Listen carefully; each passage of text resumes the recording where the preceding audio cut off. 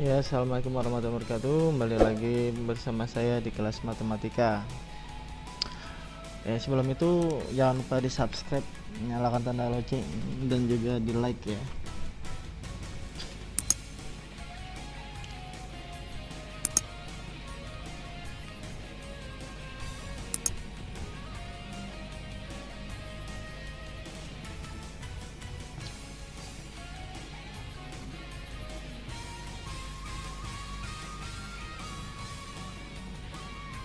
Oke, kita lanjut masuk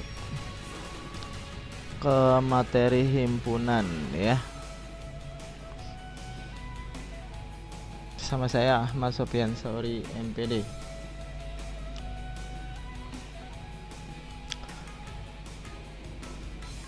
Tujuan dari pembelajaran ini yang pertama adalah memahami pengertian himpunan, yang kedua menentukan himpunan bagian, himpunan semesta, himpunan kosong, dan komplement himpunan.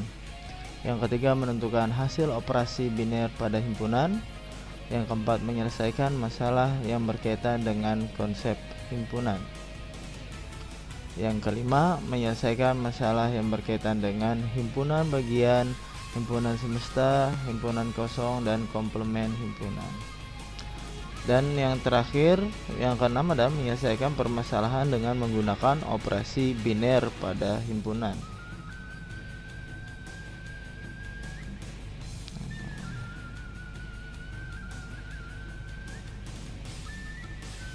Himpunan ini dibagi menjadi dua. Yang pertama kita memahami konsep dan sifat-sifat himpunan. Yang kedua ada operasi pada himpunan ya. Oke, kita lanjut ke yang pertama dulu nih ya. Perhatikan kumpulan berikut. Nah, di sini ada kumpulan mobil bagus, kumpulan baju bagus, kumpulan orang hebat.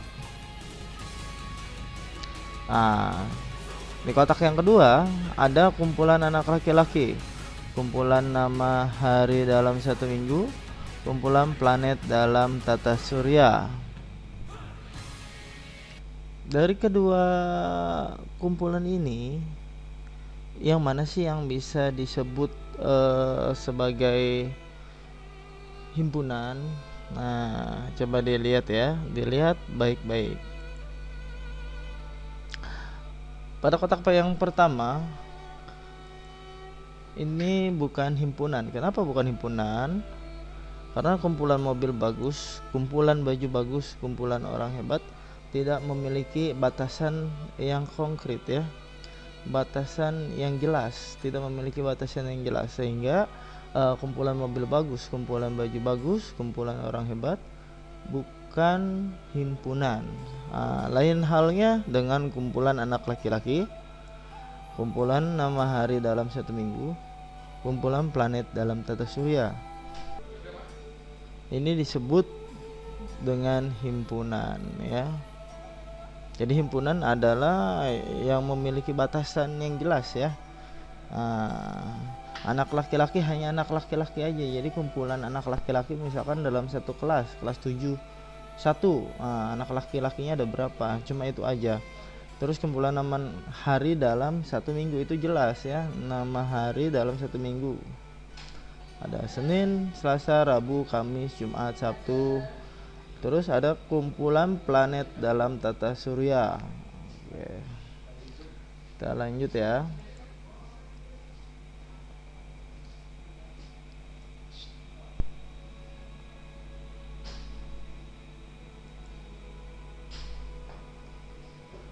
Ya, menyajikan suatu himpunan. Menyatakan dengan kata-kata.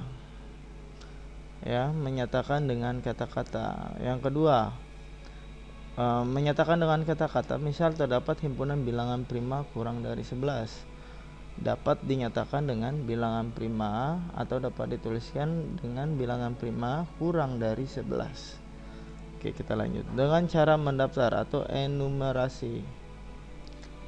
Apa sih enumerasi? Misal di sini saya punya P. P itu adalah bilangan prima kurang dari 11. maka dapat dinyatakan dalam bentuk P sama dengan 2, 3, 5, 7. Dapat dinyatakan dalam misal P sama dengan P bilangan prima kurang dari 11, maka dapat dinyatakan dalam bentuk P 2, 3, 5, 7.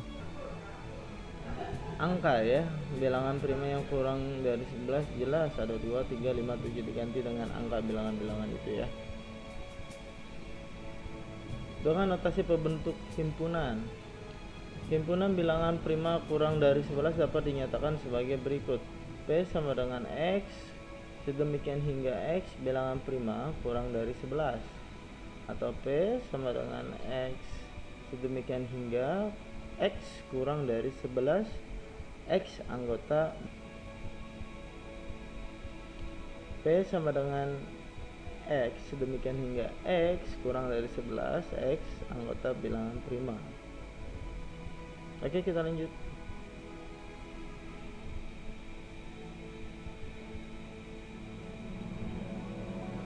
Himpunan semesta. Apa sih himpunan semesta? Himpunan semesta merupakan himpunan yang memuat semua anggota himpunan yang sedang dibicarakan. Himpunan semesta dilambangkan dengan S. Misal, A sama dengan hitam putih, B kuning hijau, C hitam putih kuning.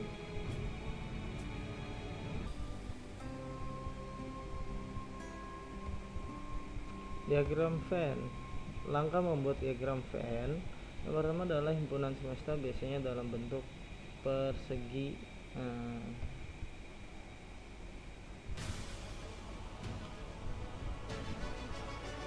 Yang kedua adalah himpunan lain digambar sebagai lingkaran atau kurva tertutup sederhana. Setiap anggota dinotasikan dengan nokta atau titik. Jika banyak anggota terhingga, maka masing-masing anggota tidak perlu dilambangkan dengan titik.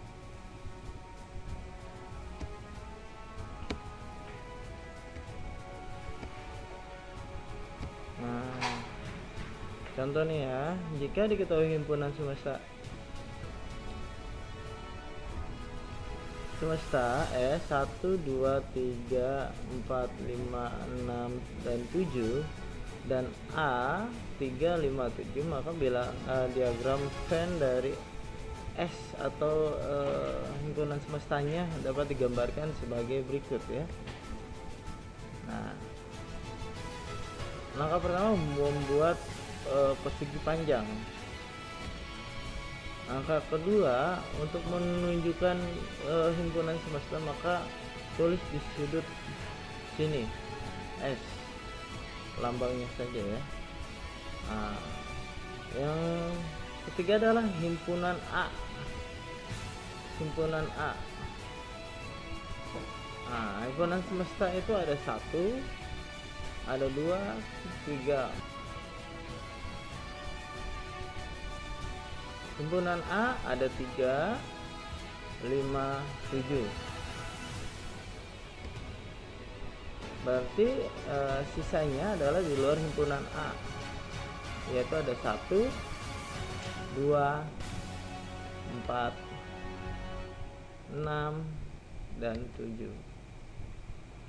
Oke, kita lanjut ya. Himpunan kosong.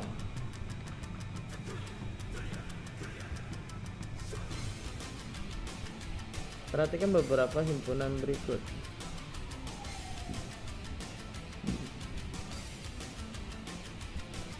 Yang pertama ada P.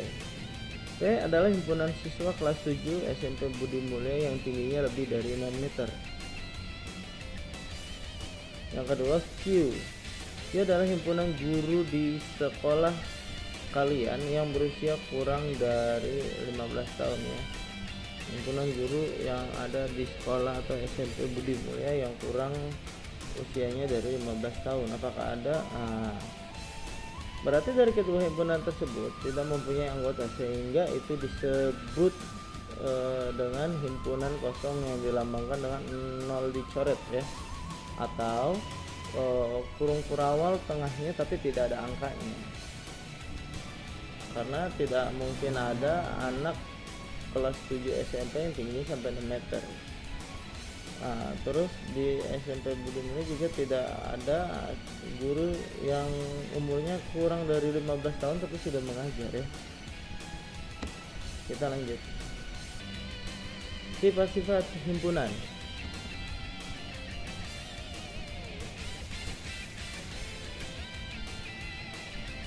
Yang pertama ada kardinalitas himpunan,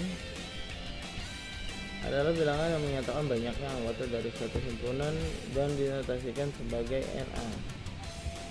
Misalkan A, himpunan bilangan cocok kurang dari 6, maka A sama dengan 0, 1, 2, 3, 4, 5. Maka NA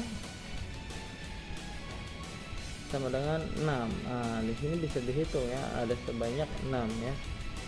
Himpunan A itu himpunan bilangan cocok kurang dari 6. Karena 0 ya, bisa dilihat anggotanya ada 6. 1, 2, 3, 4, 5, 6. Jadi NA ini menyatakan banyaknya anggota himpunan A ya. Oke, kita lanjut. Himpunan bagian. Syarat himpunan bagian diantaranya sebagai berikut.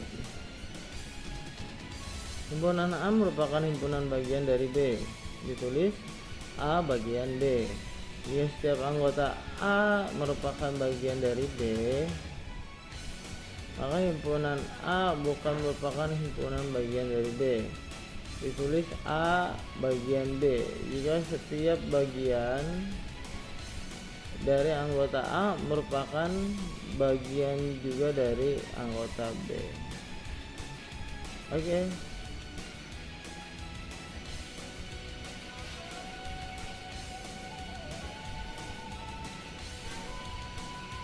Himpunan kuasa.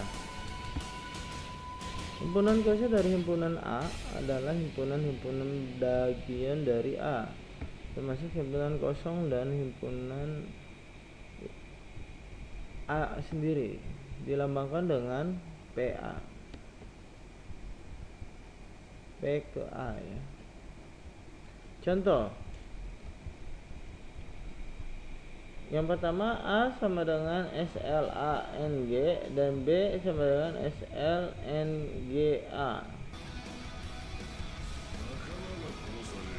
P adalah himpunan bilangan ganjil antara 10 dan 20. Dan Q adalah 11, 13, 15, 17. Contoh. Yang pertama ada A, SLANG dan B, SLNGA. Yang kedua P, himpunan bilangan ganjil antara 10 dan 20, dan Q 11, 13, 15, 17, 19.